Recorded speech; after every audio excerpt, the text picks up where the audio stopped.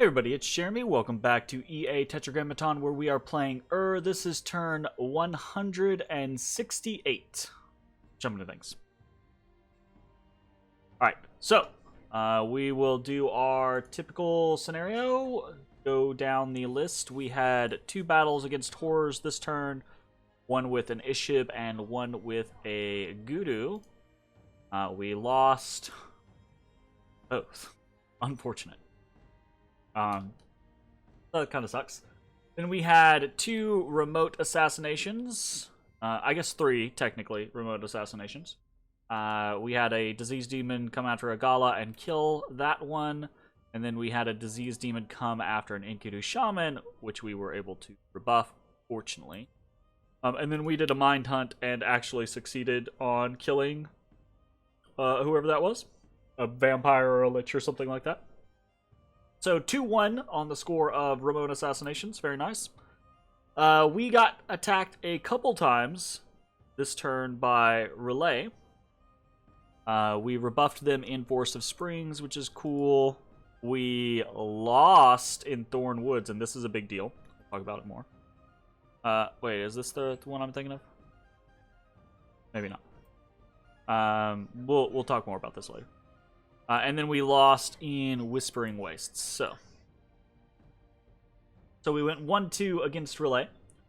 And then we have a whole host of battles against Lanka this turn. And none of these are major battles, so we'll just flip through them and see how they turned up. We get bombarded by...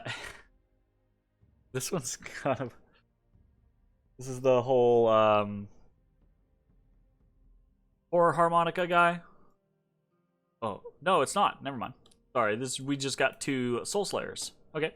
2 Soul Slayers with 10 gear, right, an Eye of the Void, and a Rune Smasher. They've got enchanted shields, just cheap gear on them. Rainbow armor for reinvigoration and magic resistance. And then Rings of Returning, obviously. So, pretty simple but effective setups. And they land on some liches and they evaporate the... Evaporate the... PD and then start aiming. Goodness gracious. And in their initial barrage, they are able to take out 2 of the liches, which is a victory, right? You know, absolutely a victory. Soul Slayed, Immortals do not come back. This is a very effective, very good way to deal with them. And this would be one of the ways that I would be dealing with Lanka's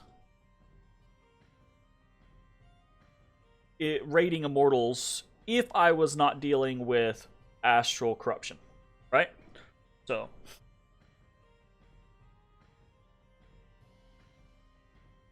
But anyways, very, very good attack from Lanka. Bad result for me. We hit in Resting Heights, killed a small group of undead, easy enough. Then we get hit in Belagor, lose, hit in Gladewood, and lose a Tartarian Monstra. We were trying to counter raid here, and we just ran into too much. The Monstra kills a crazy amount of summons, right? But as we have seen, ultimately, it seems like one of the best things against hearts is just liches and vampires, because enough control deads and they'll snag you.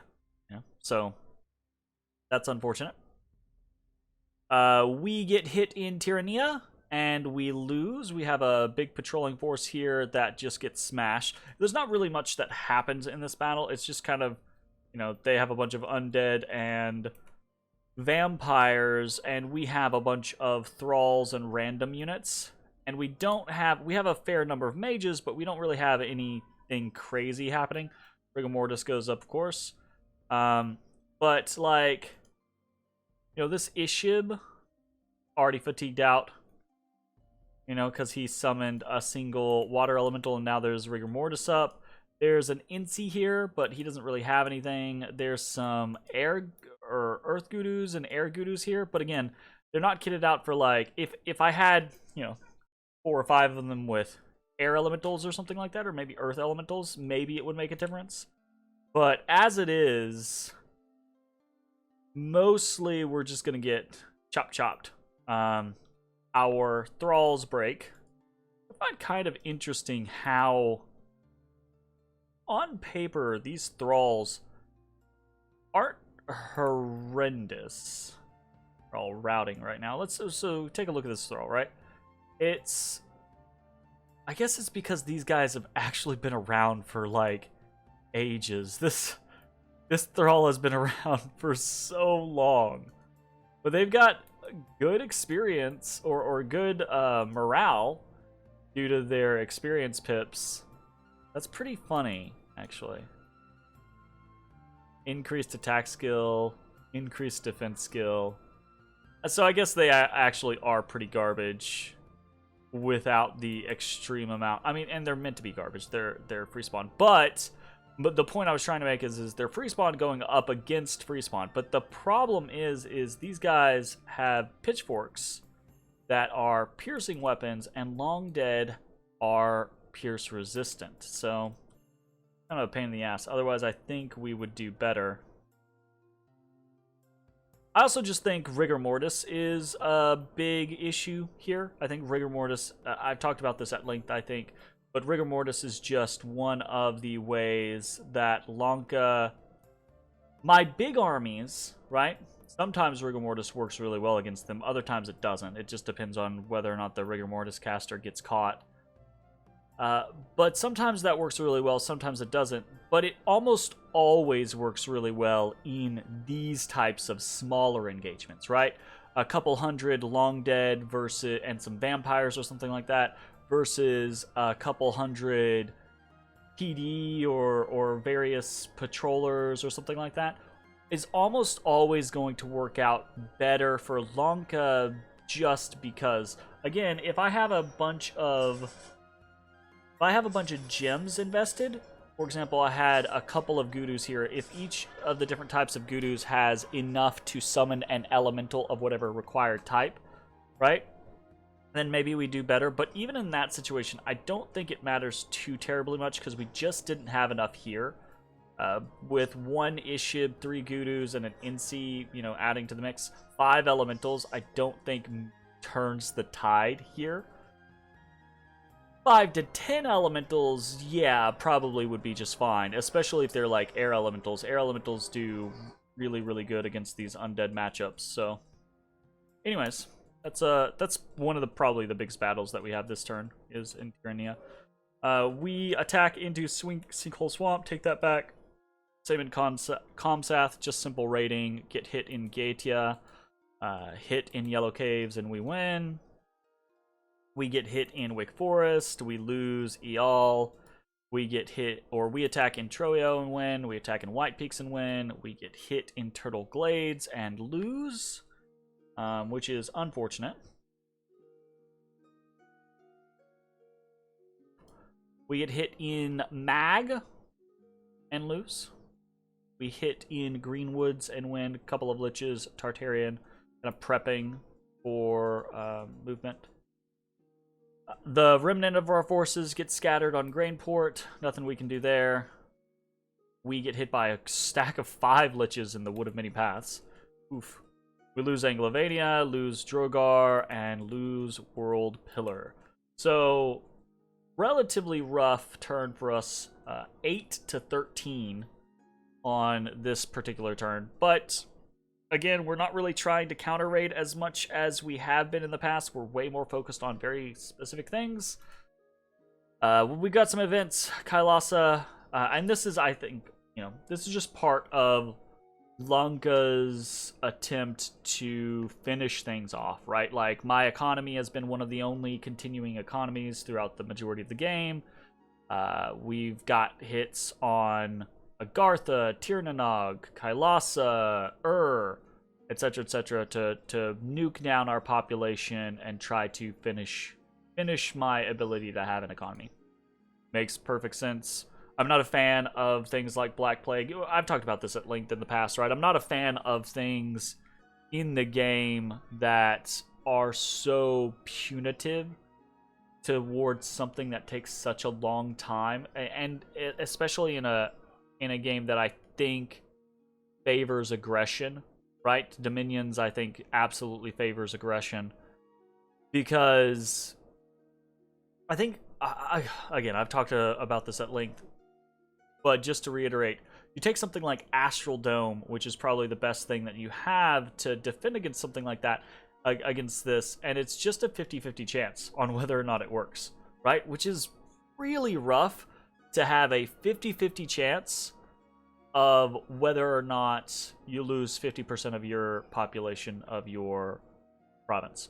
Of course, the majority of the times, if you're going to go this late in the game, obviously, right, you tend to not care about money anymore. But, I don't know. Even, I say that, but we've even been continuing to recruit for the last 60 turns, and those recruitments matter. So, I just think that stuff like Black Plague is pretty punitive towards, unless, you know, like Reign of Toads or things like that seems fine. But things like Black Plague are so, oof, big deals. Nuke people down. Anyways, good on Lanka for taking the steps necessary to sink my economy, basically. Find a magic site in Sinkhole Swamp, randomly, or deposit, cool. Misfortune 3 in Simri, and Water Gems 3 in Ctesiphon. Alright, sweet. Under siege in Belagor, but can't be harmed. Tyrannia, our walls are damaged. Vilia, we're repairing faster. Neotha has been breached. That's probably the next on the list in our northern border to be lost to Lanka. We're under siege in Agartha. It's just a little raiding party, no big deal. And we've got a bunch of reformations this turn, and our god fully reforms. And this is part of the trigger. I didn't really talk about this last turn, but this is another reason why we waited a turn, is not only were we trying to get additional gems for the overall push, but we were trying to get our god back for the overall push as well. So, let's talk about what's happening. We have very little movements aside from our eastern front, kind of abandoning all pretenses and just going for the win, trying to make sure we keep our provinces safe, our throne provinces safe, that is. And other than that, we've just got a couple of counter raiding motions, kind of whatever. And then everything is into the Javalkish and Sleepy Wolds attacks. So we have all of our forces from Trackless Waste moving into Javalkish. We have forces from Green Waters, from Alluvia. We have reinforcement forces from Tyrannia. Tart 1, or Tart 2 over here is going to pop out on Tyrannia and try to do a little earthquake scenario. Kitted out to be able to really withstand basically anything. So even after we earthquake and fatigue ourselves out for quite some time, we should be fine. The hope is that we kill so many. Earthquake tends to be really, really good against unbuffed Long Dead, because it does just straight 8 armor-piercing damage, and most of the crappy chaff Long Dead tend to not have a lot of armor, and they tend to only have like 5 health. So this tends to do decent against them. And if it hits a Lich or a Vampire or something like that, it's probably not going to kill them, but it can hurt them a fair amount to where they rout. See how it goes. Trying to do what I can.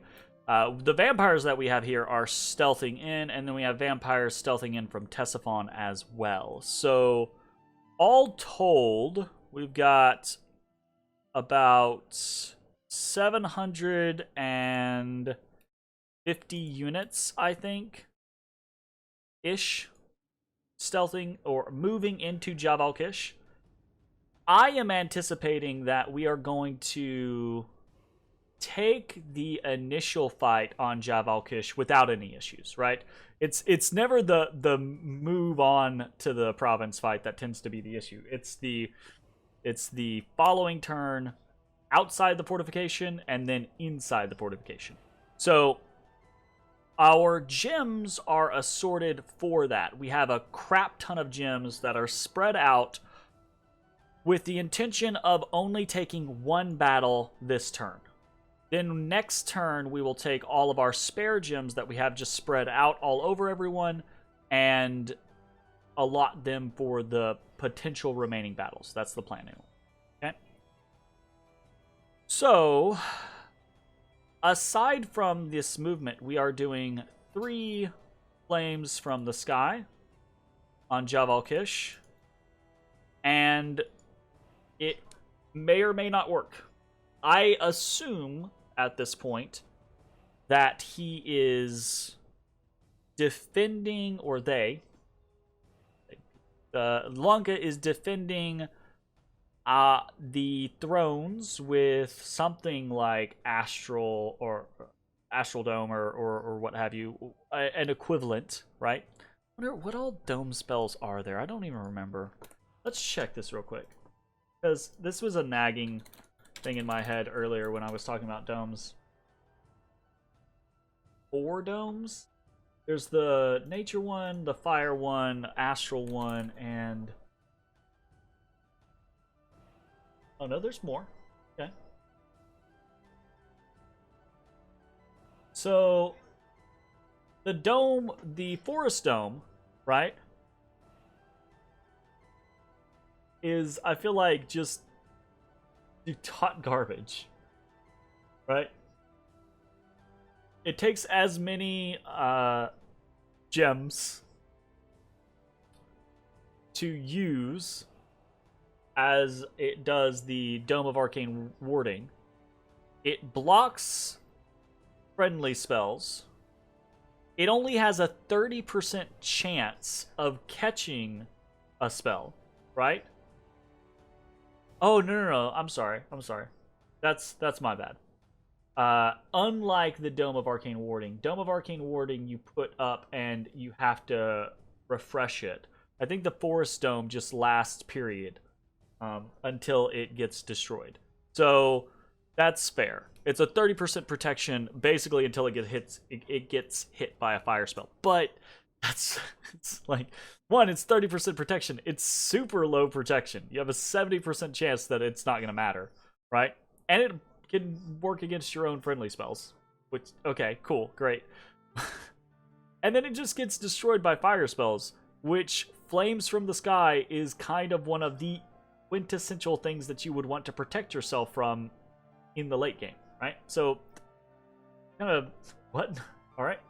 And then there's the Dome of Flaming Death, which doesn't defend you at all, right? It just retaliates, right? So, yeah, it does not stop enemy spells that pass through it, but it can potentially kill them. So, good for, I guess, in this situation, like the Black Plague type scenario. Might as well kill the casters. Black Plague. Black Death, sorry, not Black Plague. And it does cost, it's a Death 5 caster to be able to do Black Plague or Black Death. So I guess that's fair, right? Dome of Flaming Death does 2d20 armor piercing fire damage. So it can definitely kill some people. But again, it's another dome that doesn't really protect you. Then there is the Dome of Arcane Warding that we're very familiar with. It's a 50% chance to block. Friendly spells are also blocked. Frost Dome is another 30% chance to block. It also does damage if it catches a spell. So it's kind of like a mix between the Forest Dome and the Dome of Flaming Death, which is kind of funny. Excepting that The Forest Dome lasts forever until it's destroyed by fire. The Frost Dome, like the others, you have to put more gems into it to keep it going longer. And the damage that it does is less than the Dome of Flaming Death. So it's kind of like a worse version all around, generally speaking. Yeah. There's a Dome of Solid Air. I'm surprised. Okay, so after actually checking all these, I'm surprised that there are so many, and I'm also surprised that there's not an Earth or a Death one, considering there are one of everything else. The Dome of Solid Air is...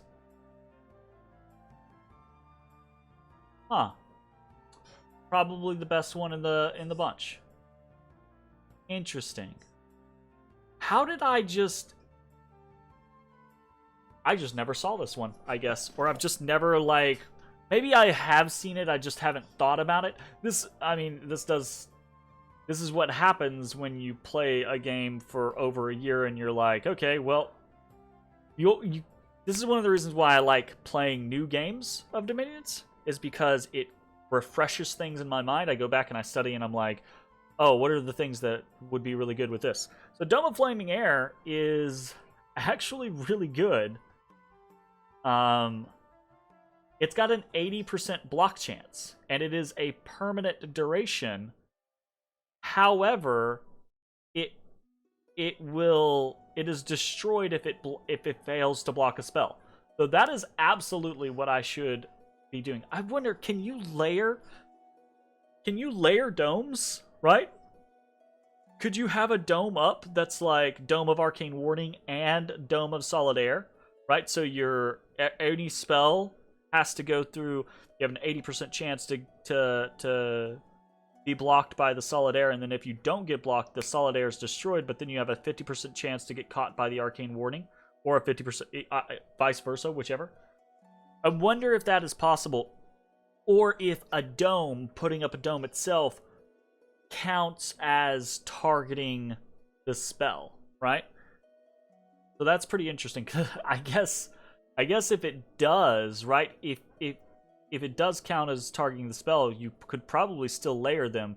You just use the weaker one first, so like Dome of Arcane Warding first, and then try to put a Dome of Solid Air on top of it, and then if you fail, you just try to put it up again. That seems like a really good idea, actually. Okay, so Dome of Solid Air apparently is super strong. 80% chance. And then there is a Dome of Corruption. That's interesting. I've never really looked at this one either. This is another gem duration one, but it's blood slaves, so gem duration is however the fuck long you want it to be, basically. Because if it's one blood slave per turn, right, which is how most of the others are, you could put... I mean, you've seen our blood economy, and our blood economy isn't even that crazy. You could put 100... This thing costs 20, so you could put 120 into it and just be like, okay, well, this is warded for the rest of the turn, or for the rest of the game, right? I mean, in theory. But this is great. This has a 75% chance to protect, and it can Feeble Mind versus a magic resistance negates. And it gives magic scales +2. That is a great spell. Blood 7. I've never heard anybody talk about that or seen it get used or anything. That's an amazing spell. Is there a caveat?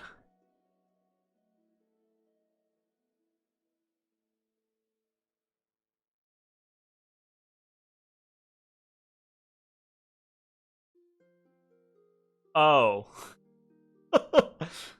Okay, yeah, there is a caveat. Mages under the dome will just randomly get attacked by horrors. Okay. Sure. Fuck me. This game. Okay. Anyways, random tangent gone through.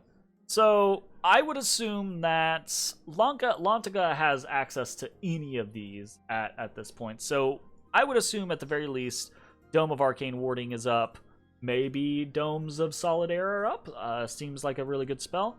I would doubt that Domes of Corruption are up. That's very high protection, but also seems very punishing if you want to keep your mages alive. So, cool. Interesting. I mean, we got to try, right? Even if the plan, even if it's likely that we're going to fail or they're going to get absorbed, we got to try, because we don't really have many other good options for potentially defeating. We could try to nuke other things, right? Nuke Delca, nuke Verdant Steppe, nuke Trackless Woods instead. We could focus on, rather than the place itself, around the place. But we're gonna go for it as it is now. We've only got 3 sets of these, so that is a concern. If we lose them, well, those are the casts that we have. It is what it is. I'm not going to go into too much detail. Formations at this point are really kind of... they don't really seem to matter too terribly much, because it's just mass blocks of units, whether that's massive amounts of undead or what have you. But generally speaking, we have our corpse constructs in the front just to take hits, stun things, while the rest of the army gets buffed up. We've got our Kusarikus in a couple of rows on the front. We've got some Mushushus and some Anzus that are going to get specific buffs like quickening and things like that. Big old block of just various infantry, some Thrall blocks, another big old block of various infantry, Pegasus riders and things like that in the back. They're going up. I think they're set on attack with the intention of immediately attacking before Storm goes up. So they're kind of on suicide squad, but we'll see how that goes. Then we've got a bunch of like water elemental casters in the front, some quickening casters in the front to hit our Kusarikus and things like that. Quickening casters for Mushushus and Anzus. We've got a decently sized communion, but it's really not geared to do terribly much. We've got all of our normal buffs going up. Wind Guides, Arrow Fins, we've got Gaia's Blessing, we've got Rush of Strength, we've got Demon Cleansing going up, we've got Army of Lead.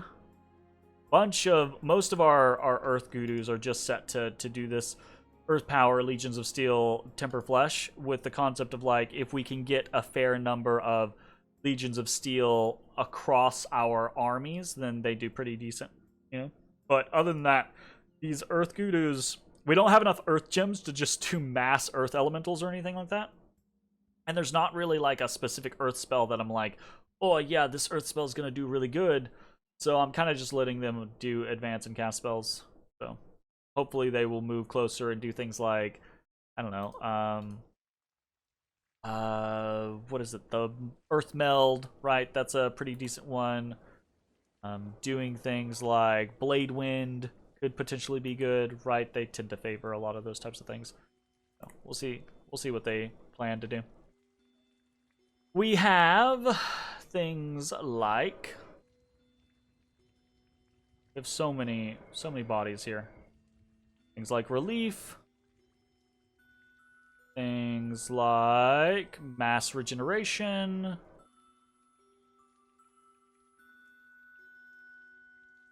Like Fog Warriors, Mists of Deception, Living Clouds, Wailing Winds, Storm, etc., etc. A fair amount of air elementals coming out. And yeah. And then we've got a bunch of Vampire Lords coming in with their own little contingents of Blood Slaves, and the intention there is to resupply the amount of Blood Slaves that we have for the overall army, but also to do a fair amount of Life for Life. We have some Sabbath Masters jumping into the communion that we're going to have with the intent of, hopefully, if there's anything big here like Mendehas or Tartarians or things like that, if we have 7 or 8, I think we have 1, 2, 4, I think we have a fair amount of vampires here doing things like Life for a Life. So hopefully we can pop a couple, like some Grigories or things like that. So we'll see how it goes. And then in we're basically just uprooting the majority of to Sinkhole Swamp. And as you can see, we have nuked our supply usage into the ground. Same in Trackless Waste, so hopefully we have no supply issues. Bringing in a lot of vampires from other locations. Vampires and reinforcements in the form of storm demons and fiends of darkness. And this is something that has that Trackless Waste doesn't have. We take a look here. Has a pretty decently sized contingent of storm demons, whereas Trackless Waste does not. So is set up in a very similar way, though. Just more, I think, overall, more Mushushus, storm demons, more bodies, period. And there's also, we are bringing the majority of the flame spirits from as well. And they are just set on the front line doing flame storms. Just, in case we run into something in Sinkhole Swamp. But I'm not really expecting, maybe some raiders. I'm not really expecting anything big. And then we're doing a little feint onto Urfel with Lich, 5 Liches and Tart 25, just to try to, like, mess up his maneuvering. The plan is, because I know there's a lot of stuff in Oak Beach, the plan is if we can beat whatever is patrolling here, then the next turn we can try to hit Oak Beach while we're hitting Sleepy Wolds, and maybe we'll have some, like, Cloud Trapezers in, or something like that to try to hit around, or do something, just to kind of stifle some of his movement, and again, try to help set us up. It's going to be very telegraphed, so it kind of is what it is. Trying to think of anything else. We are doing very few pieces of production this turn. We're only doing a single forging, and that's a Skull of Fire by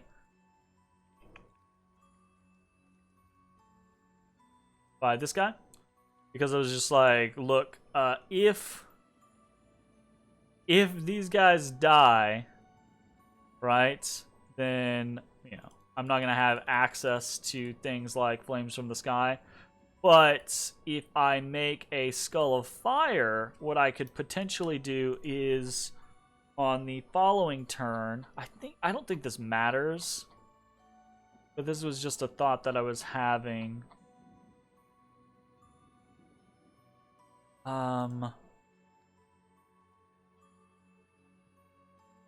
Yeah, I think it was the concept of, like, going for Firestorm, because so Firestorm takes 3 gems, so a Flame Spirit, I guess a Flame Spirit can do it on their own, right? But they have to do Phoenix Power first, and then they have to have 4 gems minimum to do Firestorm. But if they just have a Flame Skull, then they can just do it straight out the gate. So that's another thing that I'm thinking of adding into the mix with these Flame Spirits. Right now they're just on Flame Storm, but they might do Firestorm depending on what happens. So we'll see. And I think that's pretty much it. We're doing another Mind Hunt. Again, just continuing to try to zap. And we're doing more blood summonings, because why not? We used a pretty crazy amount of gems this turn on Trackless Waste, and we stockpiled most of the army with stuff. So we're good to fight at least one battle with the army if that is what happens. But I'm not really anticipating there being any big issue there. And yeah, that's about it. Next turn we'll have a fair number of gems that we will just throw onto for the assault on Sleepy Wolds, but hopefully it won't matter. Hopefully Javal Kish will go in our favor. We'll see how it goes. That's going to be it for this turn. Thanks for watching. We'll see you next time. Bye-bye, everybody.